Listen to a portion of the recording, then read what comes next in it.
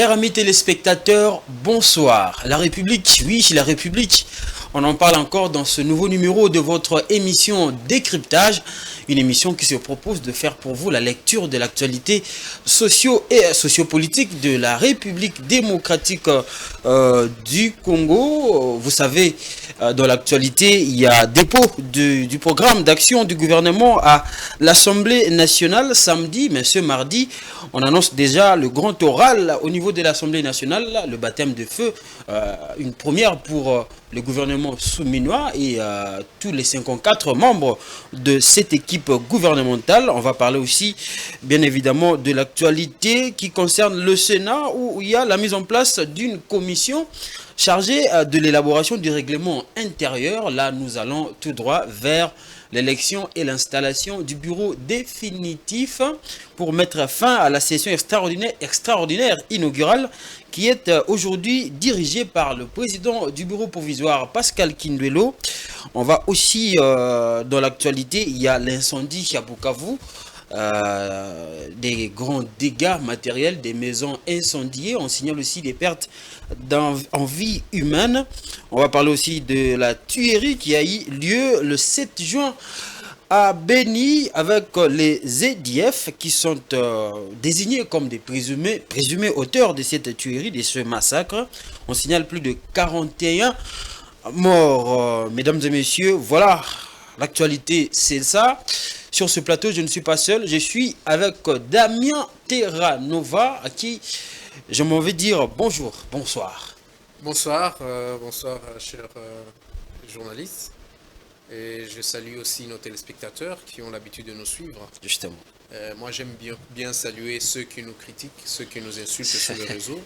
Ça vaut la peine. Lorsque ça passe sur YouTube. Justement. Je salue aussi ceux qui nous encouragent pour ce que nous faisons pour la République, parce que lorsque nous venons sur le plateau de télévision, c'est pour échanger, c'est pour s'enrichir, de penser pour que la République démocratique du Congo aille de mieux à mieux demain. Donc on ne vient pas faire l'apologie d'un homme, mais plutôt l'apologie de la République démocratique du Congo. C'est ainsi que ça nous pousse deux fois et parfois de critiquer ceux qui sont en face de nous, qui est le gouvernement, pour les pousser à mieux faire. Voilà, bienvenue. Et entre autres, je présente toutes mes condoléances pour toutes ces morts que nous continuons à enregistrer depuis plusieurs années déjà. Et aujourd'hui, on parle des 60. Et je compatis aussi à nos bien-aimés, à nos frères et sœurs du cabaret, de Bukavu, qui ont perdu des maisons, des biens. Ouais. Les images sont affreuses. Oui, je compatis vraiment et je suis de cœur avec vous. Que Dieu, le seul consolateur, puisse consoler tout un chacun de vous. Merci beaucoup. Bienvenue, M. Terranova, à cette émission. Je rappelle ici à nos téléspectateurs que vous êtes vice-président de UMAC, c'est ça? Oui. C'est Union des mouvements et associations katumbistes. Oui, UMAC en sigle. Oui. Voilà. Chers téléspectateurs, il y a un numéro là. S'il faut réagir, réagissez. Nous allons faire passer vos messages comme d'habitude. Mais au regard de tout ce que je venais de citer ici comme fait d'actualité, que pensez-vous de la République démocratique du Congo? Comment va ce pays? Bon, écoutez, ces pays, d'aucuns le savent que nous traversons une turbulence, un trou noir, comme on dit, vraiment, que le pilote qui est aux commandes doit être un invertébré pour que l'avion ne s'écrase pas. Donc nous sommes déjà au bord du crash. Voilà, nous sommes vraiment au bord du crash. Nous sommes au bord du crash. Tout le Congolais attendait le gouvernement souminois. Oui. Et bien voilà, le gouvernement souminois va bientôt être là, définitivement. Et tout le monde attend. Par exemple, moi, je suis en train d'attendre le programme de Madame Souminois. Quand je l'ai suivi dernièrement devant ses pairs de l'Union sacrée, elle a déballé les 6 piliers de M. Félix Tshisekedi, qui était leur slogan de campagne d'ailleurs. Eh ben, on attend voir qu'est-ce que de quoi ça va sortir. On attend voir. Justement, vous avez parlé du gouvernement. On en a parlé ici, on a commenté après la publication de ce gouvernement par le président de la République. Mais aujourd'hui, on parle d'un programme. Vous avez rappelé ici, le samedi, la première ministre était devant ses pairs de l'Union sacrée. Il a parlé d'un programme chiffré à 92 milliards de dollars américains pour 5 ans. Oui, 92 milliards de dollars américains. Nous espérons que ça ne sera pas du bluff. Parce que comment du bluff? Oui, voilà, nous espérons que ça ne soit pas du bluff. Parce que vous savez, le 16 milliards dont on a parlé pendant les 5 premières années, c'était du bluff, c'était faux, c'était du populisme. Oui. Vous confirmez ici? Oui, bien sûr, nous le confirmons parce que on ne peut pas avoir un budget de 16 milliards et être dans l'état où le Congo est aujourd'hui. Vous comprenez? Il faut qu'on soit logique, il faut qu'on soit réaliste, je veux dire. Le Congo, un pays qui gère 16 milliards sur son budget national annuel, ne peut pas avoir des arriérés dans le salaire des gens, même si nous étions en guerre. Vous comprenez? Or, ici, nous avons des gens qui n'ont pas été payés pendant bientôt 8, 10, 15 mois. Là, vous faites allusion à quel corps? Non, mais écoutez, vous avez des fonctionnaires qui n'ont pas été payés. Il y a des marches. Il y a des marches tout ce jour. Il y a des revendications. Et même de ceux qui nous ont parlé de l'enseignement, la gratuité, il y a de ces... C'est quand même parmi les programmes où ces professeurs, des actions qui marchent. De ces moniteurs à l'école primaire et comme aux humanités, il y en a ceux qui n'ont pas été payés plusieurs mois. Vous voyez? Alors, donc, dans un pays qui gère quand même un package comme celui-là, on ne peut pas avoir ce genre de problème. Alors, si nous avons eu ce genre de problème, c'est parce que tout simplement que nous n'avons pas atteint 16 milliards. Comment ça, nous n'avons pas atteint? Nous ne l'avons pas atteint, malheureusement. Peut-être qu'on a, pas peut-être, mais on a quand même alloué ça dans des investissements. Mais comme quel investissement, par exemple? Moi, je sais qu'il n'y a pas eu d'investissement.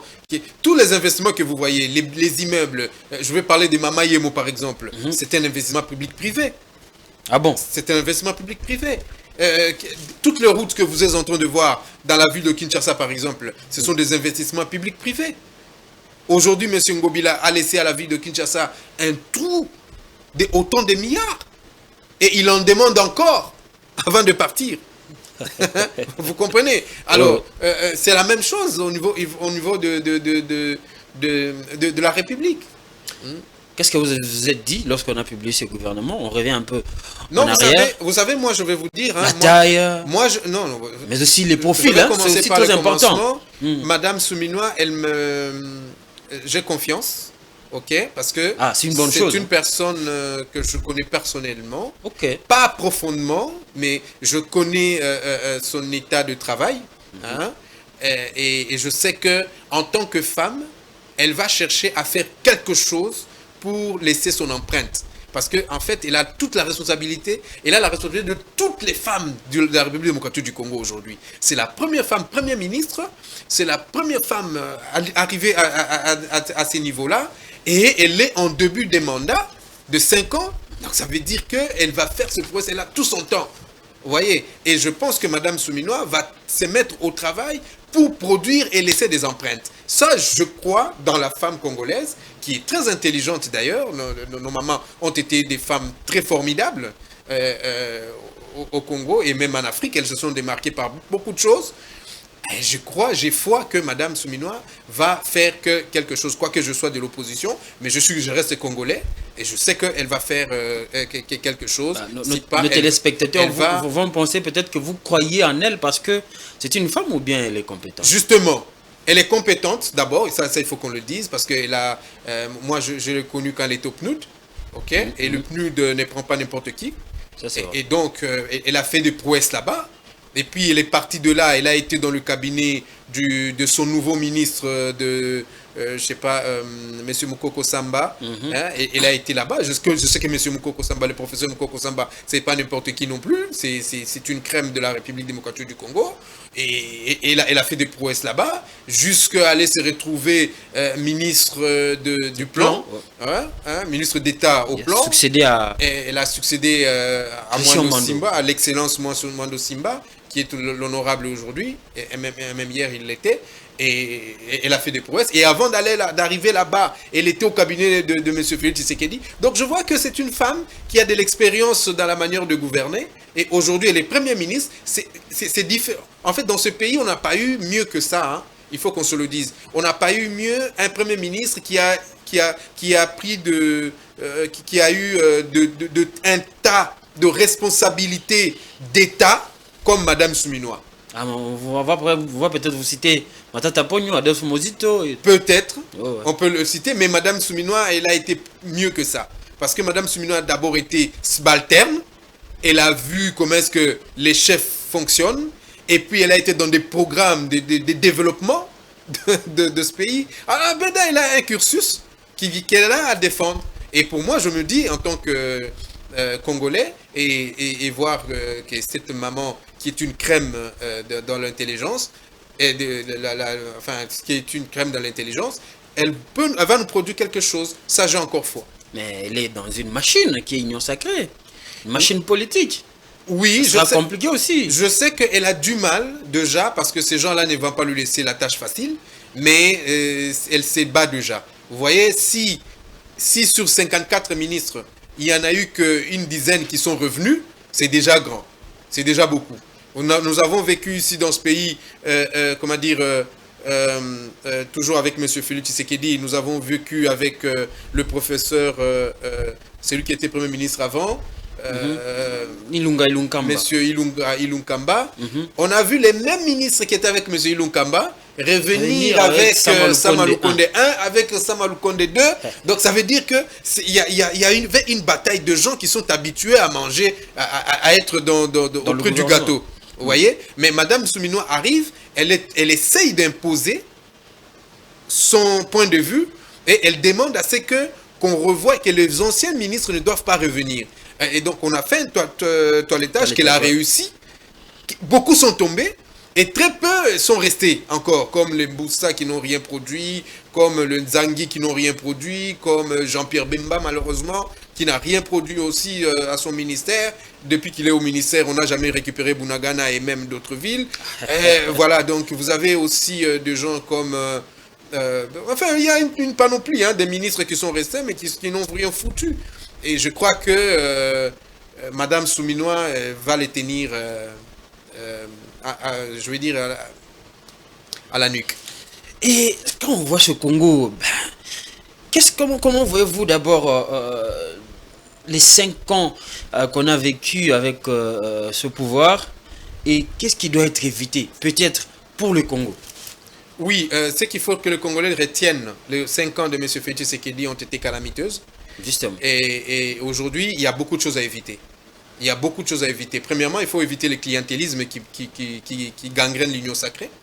Deuxièmement, il faut éviter les détournements, qui est un cheval de bataille de l'Union sacrée, malheureusement. Un cheval de bataille de l'Union sacrée. De l'Union sacrée, oui. Là, je retiens. Il faudrait qu'on évite la corruption, qui est à un haut niveau. Ça, ce sont des choses qui font que la République est en train de ne prospère pas, oui, voilà. Et voilà, on est vraiment dedans. Quand on parle, par exemple, on voit notre économie et on voit aussi les profils des gens qui sont là. Est-ce que le Congo peut quand même s'en sortir? On voit, quand on va, par exemple, sur le marché des biens et des services, les Congolais ne savent pas à quel sens se vouer. Comment on peut quand même renverser la tendance? Oui, vous savez, au Congo, c'est de la volonté tout simplement. C'est la volonté de bien faire. Et les sérieux de M. Moukoko Samba, je pense que c'est lui qui est ministre de l'économie. De l'économie, oui. Oui, les sérieux de M. Moukoko Samba, je pense que M. Moukoko Samba, qui était un professeur d'ailleurs de l'économie, M.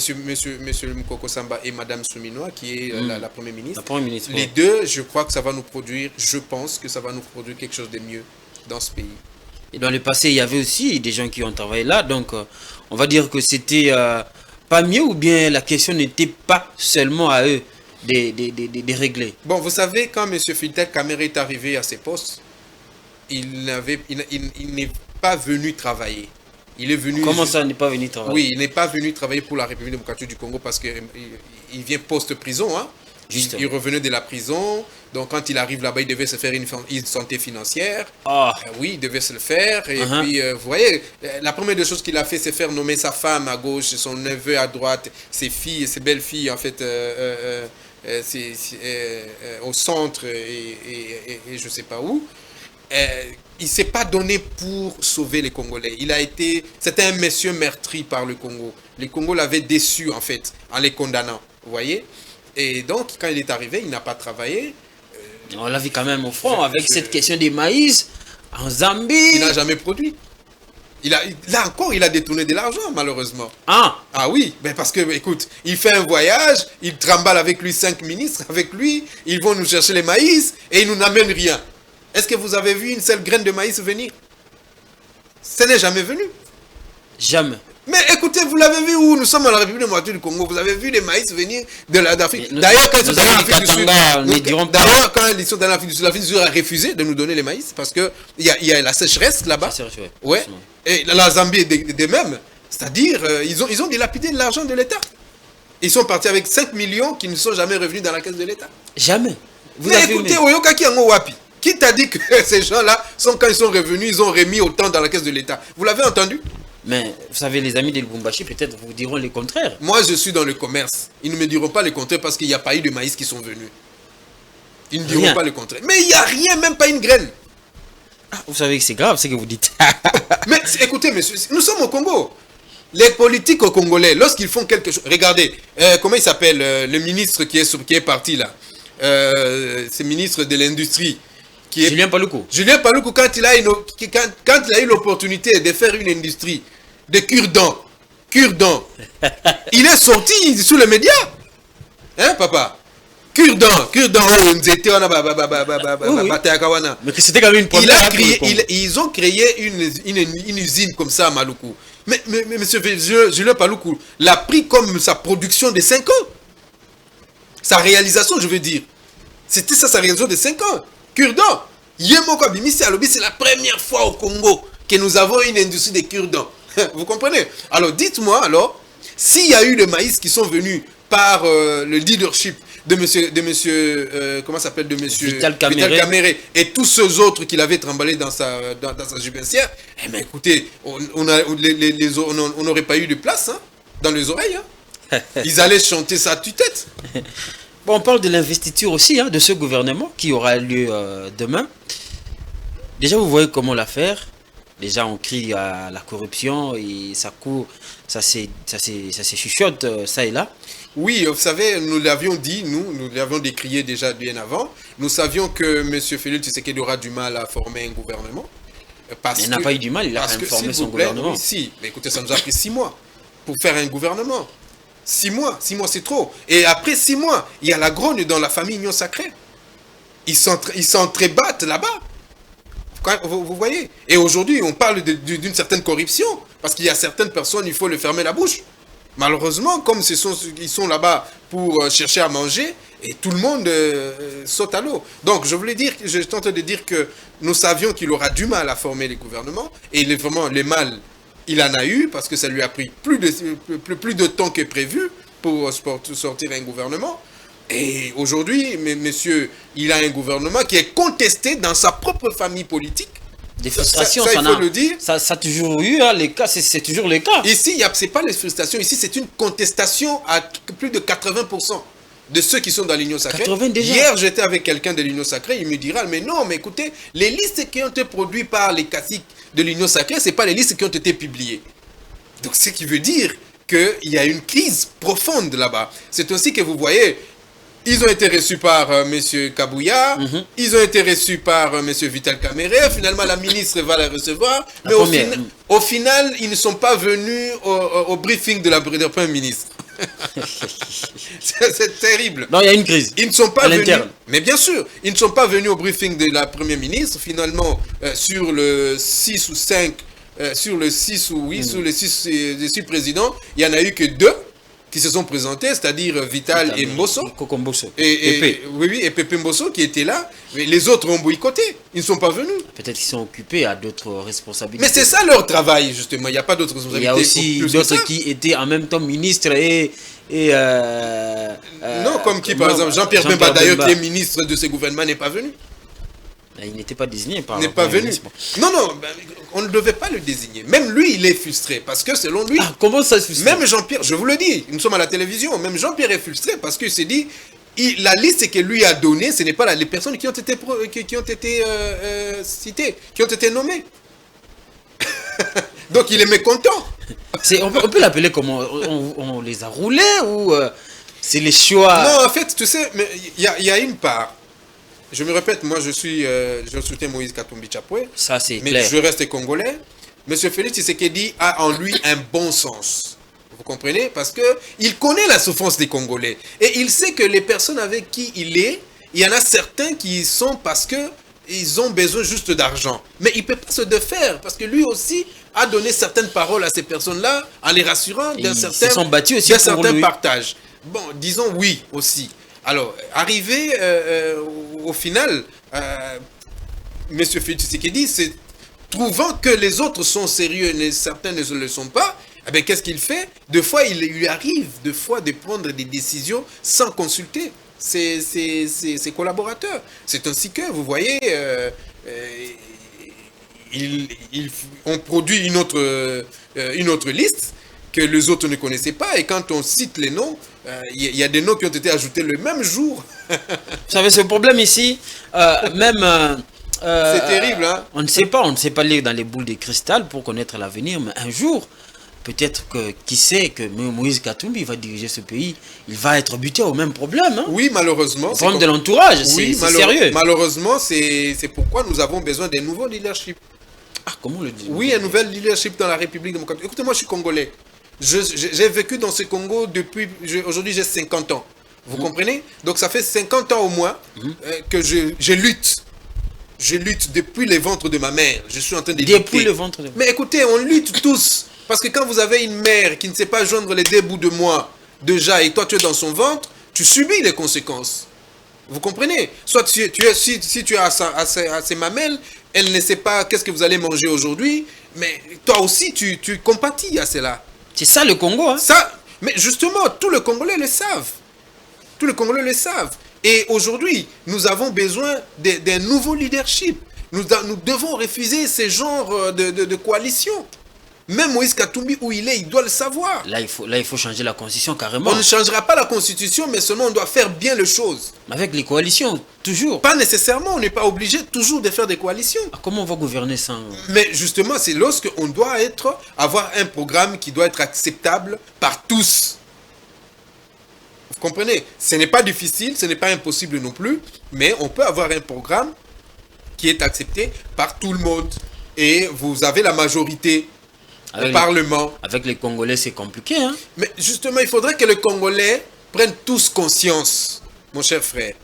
Vous savez, le problème du Congo, la misère nous a divisés. La misère divise toujours. La misère divise toujours. Vous comprenez? Et il s'est fait que la misère nous a tellement gangrénés que tous les Congolais ne savent plus à quel sein s'avouer.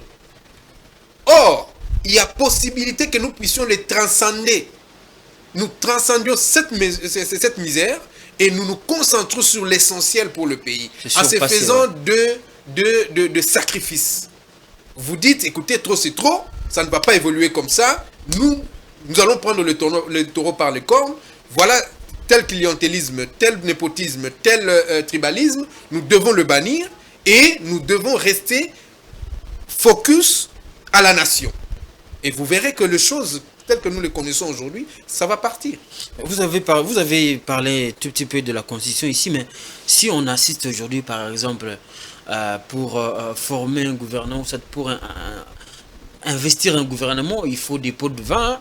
Pour, je ne sais pas, élire un gouverneur, il faut l'argent. C'est ça aussi la maladie de notre Constitution.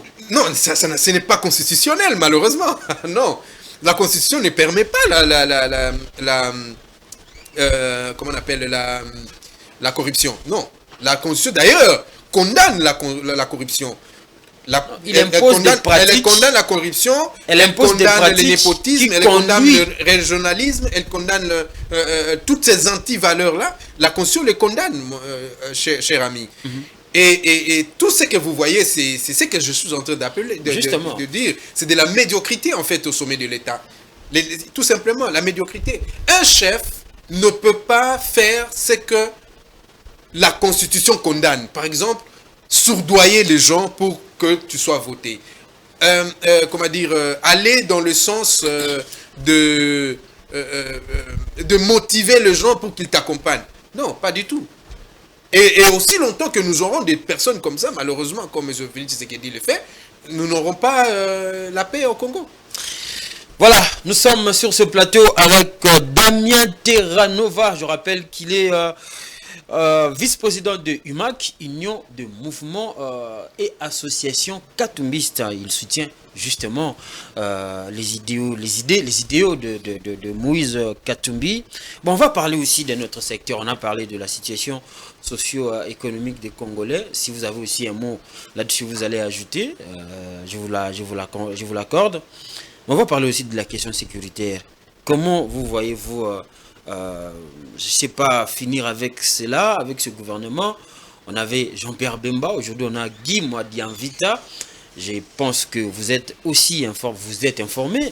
Bien évidemment, ce n'est pas question de penser. Vous êtes un homme qui suit l'actualité de près. On a changé aussi à la tête, bien évidemment, du ministère de l'Intérieur. Faire partir Peter Kazadi pour Jacques Chabani. Et jusqu'à l'ANR même, on a vu qu'on a ratissé large, on a changé de Daniel Lusadissou à Izum Kakiak. Comment voyez-vous la situation sécuritaire du pays? On parlait d'ailleurs avant qu'on monte sur ce plateau du coup d'État qui a eu récemment ici à la ville de Kinshasa. Coup d'État manqué, bien évidemment, à la ville de Kinshasa. Comment voyez-vous la situation? Bon, il était temps que M. Félix Tshisekedi prenne des bonnes, j'appelle ça une décision de titan. Parce que, écoutez, ça fait plusieurs années que nous sommes en guerre. Et là, cette guerre, elle est devenue interminable. Or, il faut qu'elle cesse, il faut qu'elle finisse. Et puis, nous avons l'insécurité partout, à tous les niveaux. Je pense que vous avez vu des vidéos virales qui sont sur les réseaux sociaux où les policiers se permettent d'entrer dans une boutique et voler en pleine nuit et puis tirer sur un paisible citoyen qui a eu une balle à la jambe.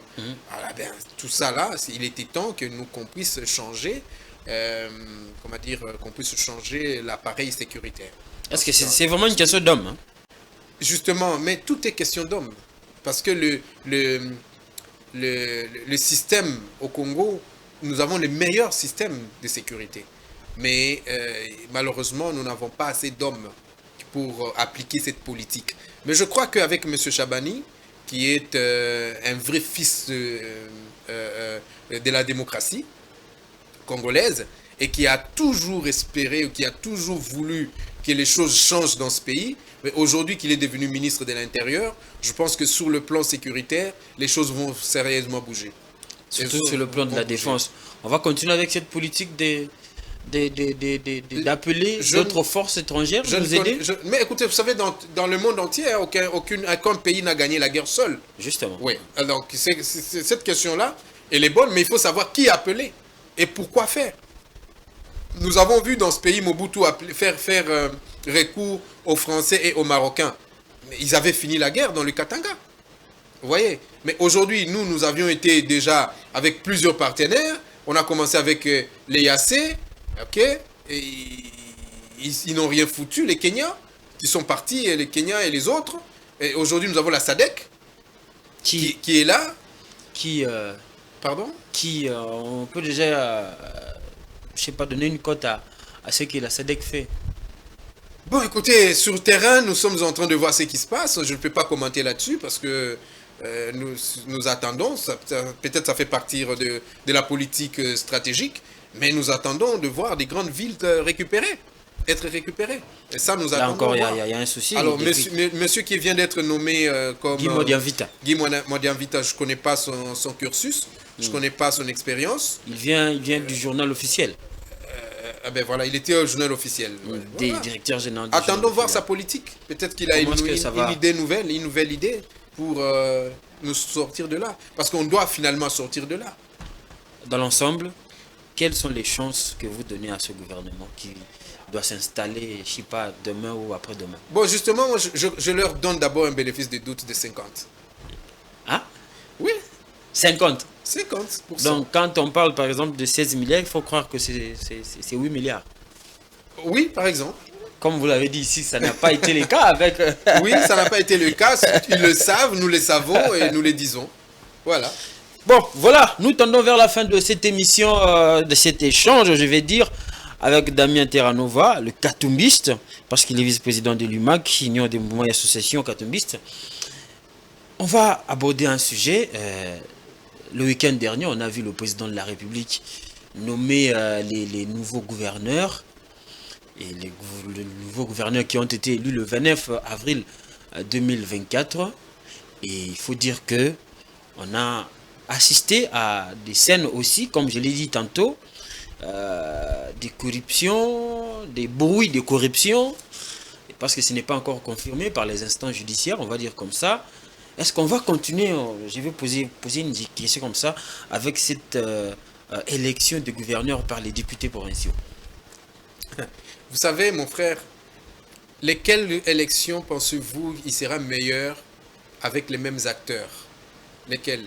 Parce que celui comment on appelle, des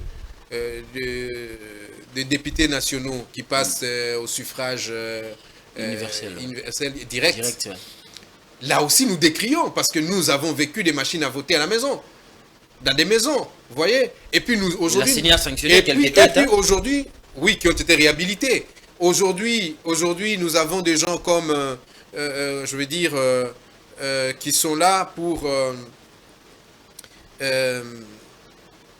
des gens qui ont été... élus gouverneurs dans des provinces. Non, je voulais dire des gens qui ont été nommés par la CENI, justement. Députés nommés. Oui, des députés nommés par la CENI. Ils les disent eux-mêmes. La CENI n'en a pas le pouvoir quand même. Mais écoutez, lorsqu'on cite vous êtes d'accord avec moi? Lorsqu'on cite ton nom et que tu n'as pas eu tu n'as pas été élu comme il faut, ça devient quoi? Eux-mêmes appellent ça des nominations. Ils appellent ça des nominations. Et il y en a eu même ceux-là qui ont reçu des menaces, à qui on a dit, si tu ne fais pas ce qu'on te dit, on va t'invalider. Vous comprenez? Donc, aussi longtemps que nous aurons cette qualité médiocre de personnes à des places de décision, même si nous mettions cette élection du gouverneur au suffrage direct, ça sera la même chose. Moi, je pense plutôt que le plus important ici, c'est l'homme congolais qui doit savoir, qui doit changer, qui doit accepter de se transformer, qui doit accepter de se métamorphoser, de devenir un homme intègre, de devenir un homme qui respecte les lois, de devenir un homme qui aime son pays. Hein, la grande partie, c'est celle-là. Et ils doivent aimer le Congo et arrêter de la médiocrité, c'est-à-dire la corruption, le népotisme, le tribalisme, et ainsi de suite. Toutes ces antivaleurs-là, ils doivent les abandonner et il faudrait que le Congo ira mieux. Même si c'est un gouverneur nommé par le chef de l'État, si celui-ci aime la République démocratique du Congo, il fera mieux. Mais si celui-là n'aime pas la République démocratique du Congo, il va venir pour voler, c'est-à-dire faire des choses qui ne sont pas bonnes, quoi, à l'avantage de la République. Voilà, vous êtes la troisième personne à parler de l'homme congolais, surtout dans tout ce que nous vivons, dans tout ce que nous voyons dans le comportement de l'homme congolais, surtout dans la classe des élites. Je vais vous poser une dernière question comme ça. Et ça ne sera pas la dernière, bien évidemment. Mais comment voyez-vous le Congo dans 5 ans? Je venais de vous dire qu'ici, nous allons commencer une nouvelle ère avec Madame Souminois, à qui je donne 50% de chance, déjà. Et donc, j'espère que Madame va nous produire le meilleur. Elle va se battre pour que nous ayons le meilleur dans ce pays. Ça, c'est mon souhait. Et je crois que dans 5 ans, tout dépendra de son plan. Nous attendons voir. Hein. D'ailleurs, le 50% que je donne, c'est parce que je n'ai pas encore entendu son plan, son projet. Oui. OK? Et nous allons voir. Parce que quand il nous dit 92 milliards dans 5 ans, à raison de 18 milliards par an, c'est bien beau. Mais comme nous n'avons pas pu réaliser 16 milliards l'année passée, on dit qu'on a réalisé quand même. Non, il n'y en a pas eu. Et les 5 premières années, eh bien, nous allons voir. Voyons voir. Vous savez, dans ce pays, on a eu un premier ministre qui s'appelait Étienne Tshisekedi. Une fois nommé, il a commencé à gagner confiance de la population. Et qu'est-ce qu'il faisait? Il nous publiait toutes nos recettes reçues à la télévision. La réserve de change qu'on avait à la banque du Zaïre à l'époque, Monsieur Étienne Tshisekedi le publiait à la télévision. Tout le monde le voyait. Je pense que nous savons les aussi gens, la réserve les gens de qui change, ont à mon quel âge, point. les gens de mon âge ne peuvent pas en dire le contraire. On le voyait. Tout ça pourquoi? Parce que c'est un monsieur qui était contre la corruption et les détournements du denier public. Vous comprenez? Eh bien, si Madame Souminois veut le faire, il doit contraindre. Il doit nous publier. Ce sont nos chiffres à nous. Ce ne sont pas leurs chiffres.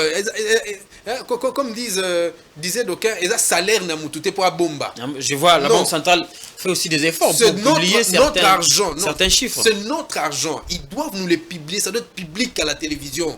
La réserve de change, nous avons autant. Dans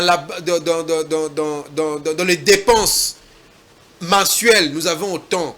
Le paquet salarial de tout le Congolais, c'est autant. Et nous avons reçu autant, nous avons affecté autant dans tel domaine.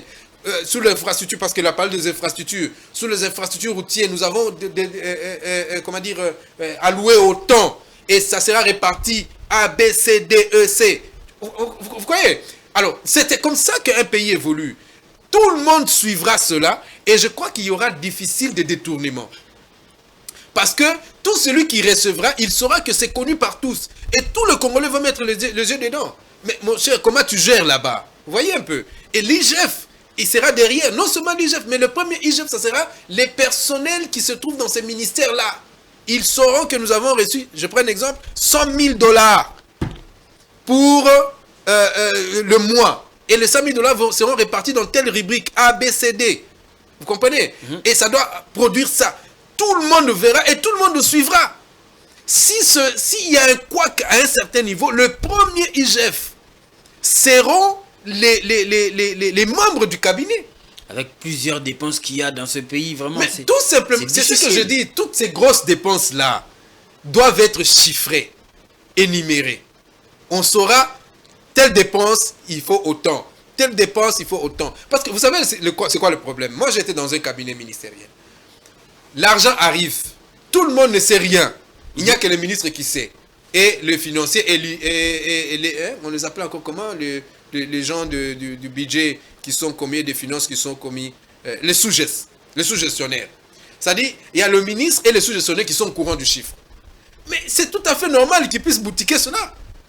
Mais si l'argent qui vient, même la sentinelle sait qu'aujourd'hui, le sous-geste est allé à la banque pour retirer autant d'argent. Et c'est autant d'argent va faire A, B, C, D, E, F. Mon cher. Et ça n'a pas si baïba. Pas si. Mais je te dis, mais parce que quand tu voles, tout le monde sait que tu as volé.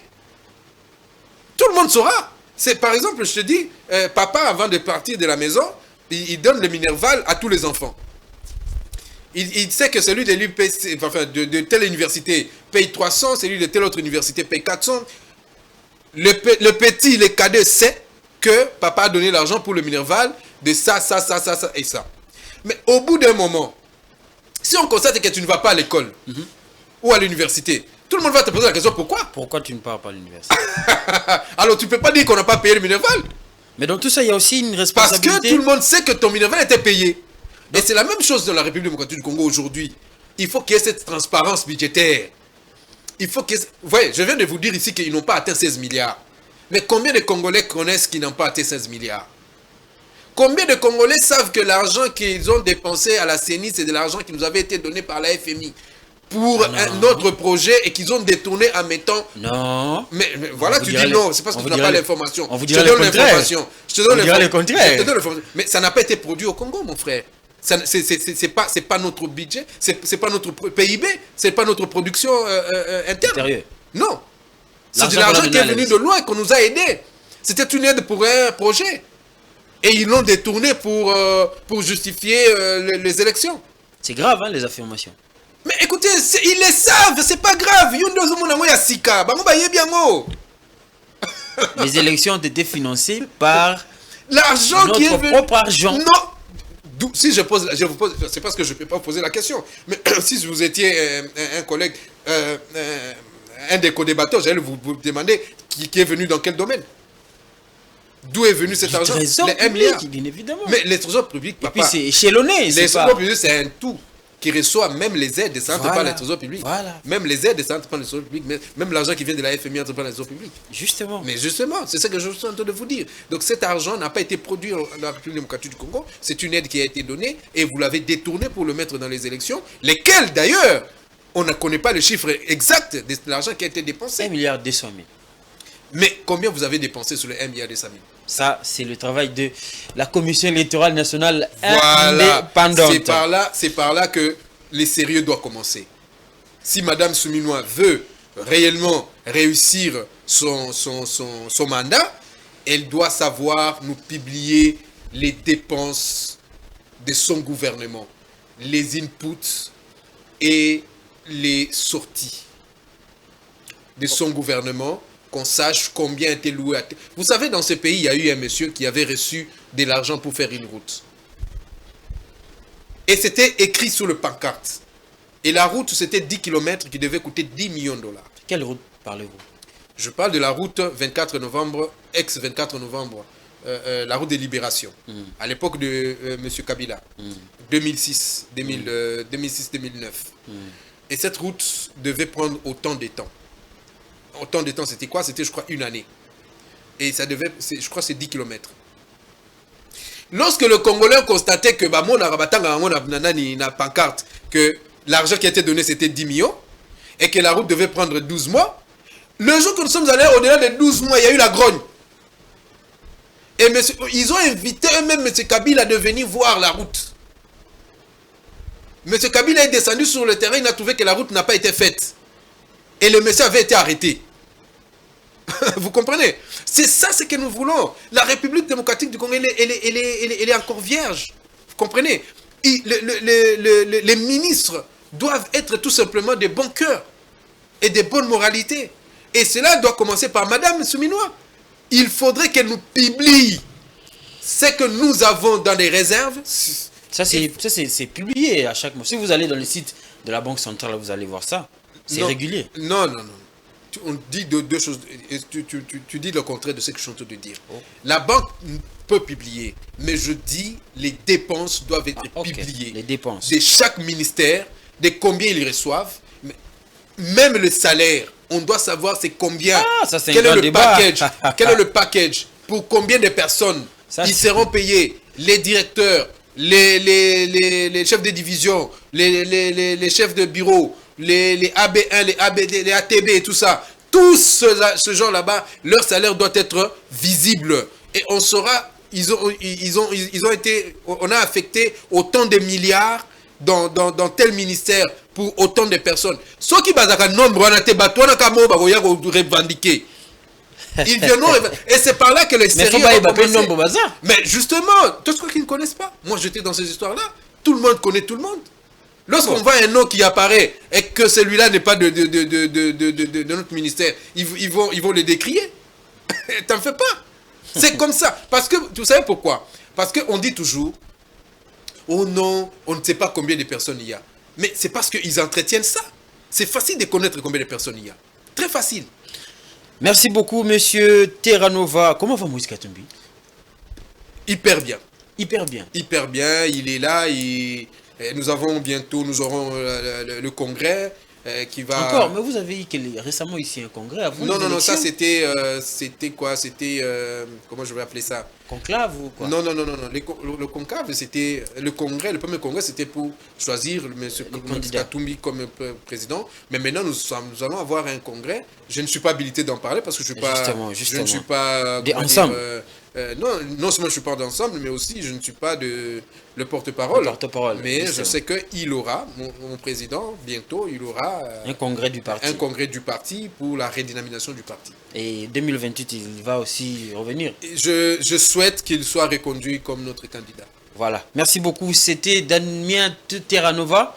Mesdames et messieurs, c'est ici que nous mettons un terme à ces numéros de votre émission Décryptage. Nous avons parlé du gouvernement, de la mise en place, bien évidemment, de tous les ministres, les 54, et de la première ministre qui va remplacer, bien évidemment, Sama Lukonde Kyenge après après 3 ans de service rendu à la nation. Nous avons aussi parlé de la gouvernance des provinces. Est-ce qu'on peut continuer toujours avec ce système de scrutin indirect, mais aussi un petit crochet sur ce qu'est devenu le président Moïse Katumbi. Voilà, nous sommes arrivés à la fin de cette émission. Merci à vous de nous avoir suivis et de nous faire toujours confiance. Si vous nous avez suivis 5 sur 5, il faut dire merci à Papa Eddy, il faut dire merci à Eneka Bamba depuis la régie, il faut dire merci à notre réal Béni Ifombo. Au revoir.